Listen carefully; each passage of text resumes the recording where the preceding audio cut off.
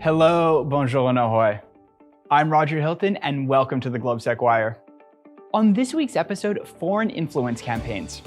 It is no secret that countries worldwide face malign foreign influence from autocratic regimes like China and Russia.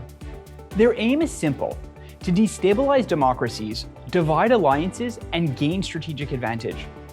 They utilize various means, from online information operations and electoral interference to cyber attacks and paramilitary groups. Central Europe and the Western Balkans are no exception to this trend. These post-communist countries represent a crucial battleground for malign actors seeking to spread division and pursue their foreign and security policy interests. To combat this threat and inform the public, GLOBSEC's Center for Democracy and Resilience recently published the GLOBSEC Vulnerability Index. The index mapped out and measured this malicious behavior in a unique research project covering 8 countries of the region.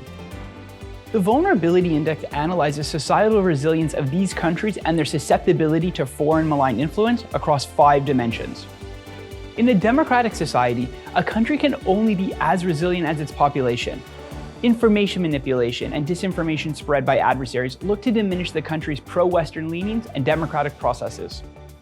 Such operations have typically been effective in dislodging these Western societal foundations. The results of the index show that the public perceptions are the key source of vulnerability in Central Europe and the Western Balkans. To understand how such operations impact the public, the index polled over 8,000 people on their views that range from geopolitics, democracy, media, and disinformation. Additionally, 40 focus groups were conducted to get a deeper understanding of how vulnerable and disillusioned societal groups perceive the world around them. This is closely connected to another area analyzed by the Vulnerability Index: the information landscape.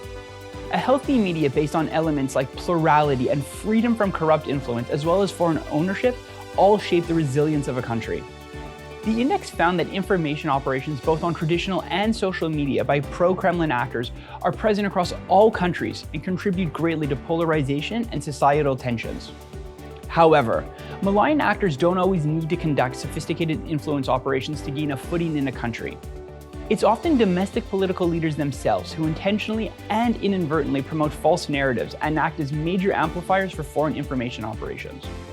That's why the index also examined the actions and rhetoric of those in power. In total, 97 political entities and their leaders' communication and action towards the EU, NATO, and world powers were assessed. The index found that many leaders in both regions opt for leaving all doors open. They talk and act favorably towards both the EU and NATO, but also engage with Russia and China. Another crucial component of resilience is the state and its institutions. Pertaining corruption, inadequate measures to preserve election integrity, and lack of situational awareness and capacities addressing hybrid threats remain key challenges for the region, especially in the Western Balkans. Finally, an area that can be exploited by the Kremlin and Beijing's miscreant efforts is civil society and academia. Though seemingly undercover, both Russia and China have been increasing their activity in this undefended landscape. Networks of Chinese Confucius Institutes or pro-Russian paramilitary organizations are often connected to foreign intelligence services and are effective means to connect with youth.